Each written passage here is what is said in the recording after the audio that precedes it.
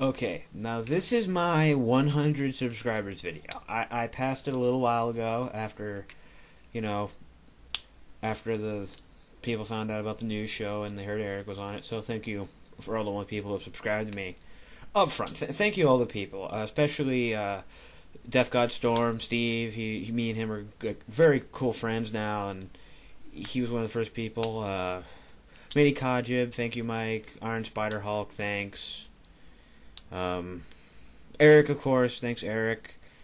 And sorry if I forget anyone else, but this review is going to be kind of dense, so I don't want to waste too many times on the pleasantries.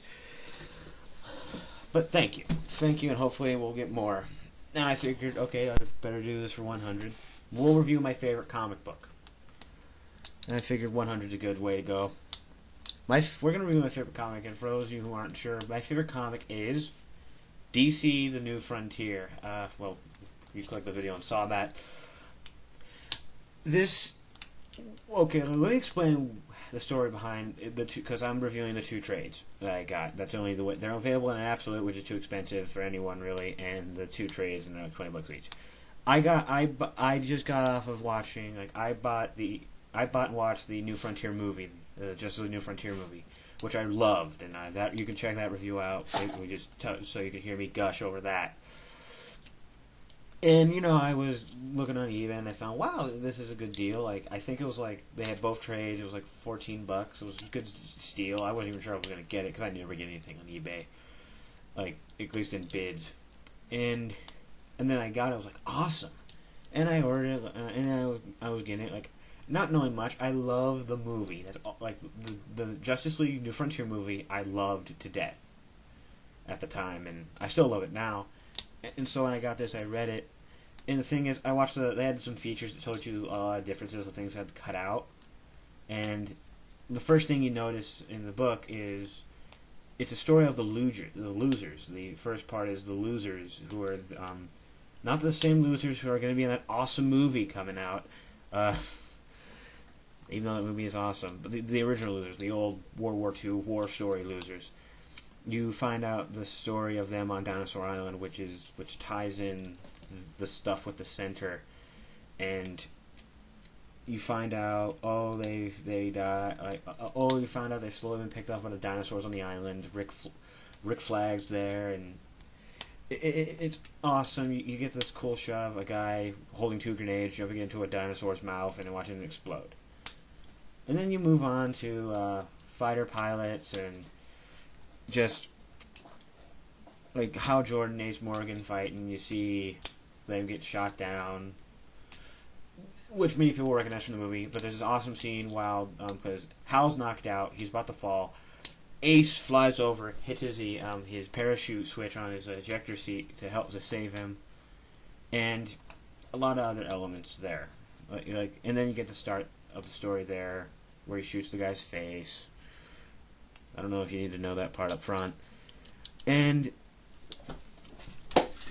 you kind of realize the place things are at. Darwin Cook designed the story to kind of represent comics at the time. If you looked at the period, because this goes through a period of a few years.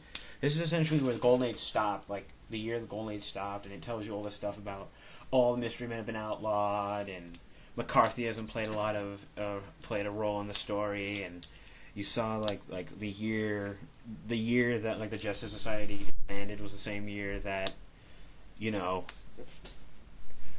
Age the same year Golden Age comics ended, at least in many comic historians say. And then you see this period of Batman's on the run, Superman, Wonder Woman are employed by the government, helping out in Indochina. It really you see a lot of these very interesting elements, and the thing I find very fascinating: Superman, Wonder Woman, Batman, the main staples of the DC universe. Nowhere in this, I wouldn't say nowhere in the story, but they're not big. They're not the pieces moving the story forward. Especially Batman, they gave Batman more screen time in the movie than in the book, because there's only a few important scenes. The scene where is his debut, where it's John Jones. I'll get to John Jones in a minute.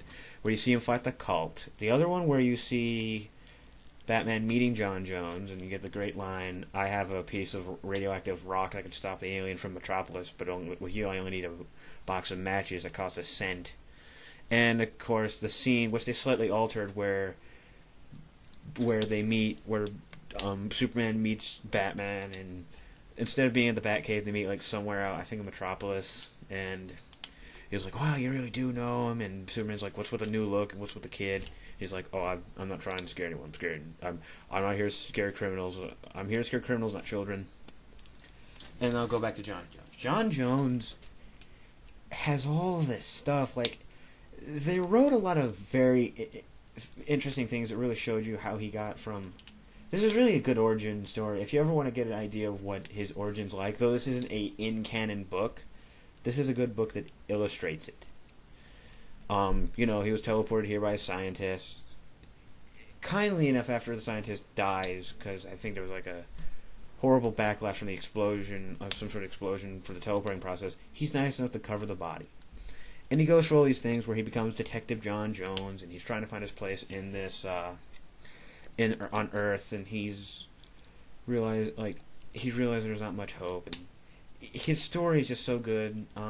There's a scene that's kind of funny where he's watching a movie about alien invasions, an old 50s sci-fi movie, and he sees this really horrible, now it's kind of dated squid thing, and he thinks it's a comedy. He's like laughing at it, like, aliens don't look like that. And people are looking at him going, "Why the hell is he laughing?" The thing though, and you also see Flash, and they covered it. It gives you a sense of his life, like, oh, it's him, like. Darwin Cook really thought of something. This guy has like a major inferiority complex. Because, like, think about it. Superman can, like, with all his strength, can pull the moon, like, out of orbit with his strength. What's the Flash doing? He's stopping Captain Cold from robbing a jewelry store. Like, he doesn't think he's on that same level. But he kind of gets his confidence built up, and they need him at the end. And the one other thing is, there's no major villain. I mean, the movie needed a villain, and though the Censor is a villain, he doesn't play he doesn't come in and haunt every while controlling minds and stuff. He's really this kind of metaphysical thing. It's really more of a story driven by characters than it is by the threat. And it's not that it's a big threat. And you get to the part where Hal Jordan finds Abin's sword, and that's very awesome. Like, the story is really dense, very hard to do. I'm simplifying it to the best of my ability. There's a lot of Silver Age mentions in here. One of the coolest things is Ted Grant, Wildcat, the hero Wildcat. There's this awesome scene in Vegas where you see him fight for his last, because he's a professional boxer. His last professional fight as a boxer before he retired, which is a good way of representing that.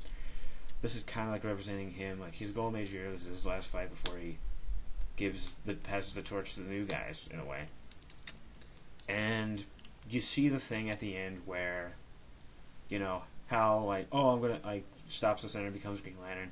Though he does get the ring, he has the suit on, and he flies around midway in the book, which was kind of a good idea for them to cut in the movie.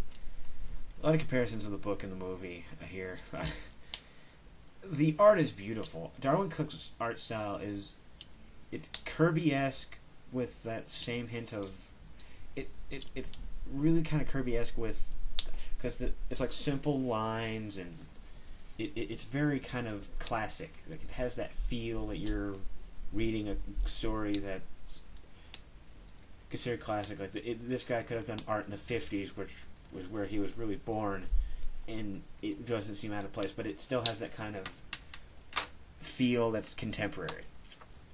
He was able to tell this great story using history. Like, he took a lot of the history, like the end of World War II and the Cold War and stuff. He did a very good job at really taking his story. He didn't.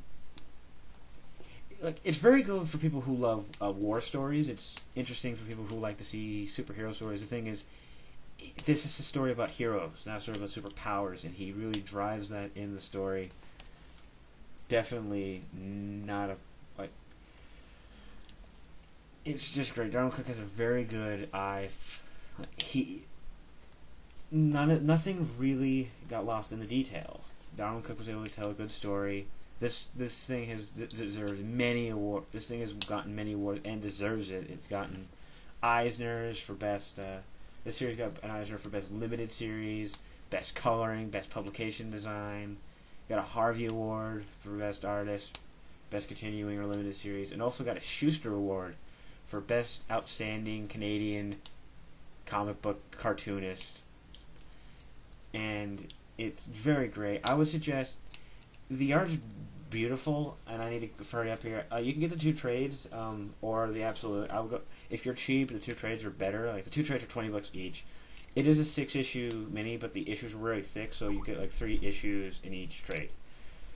I really love this book. This is for my 100 subscribers. Thanks, guys. Thanks for subscribing. Hope I get to do something special like this soon, or in the future. Who knows? Peace.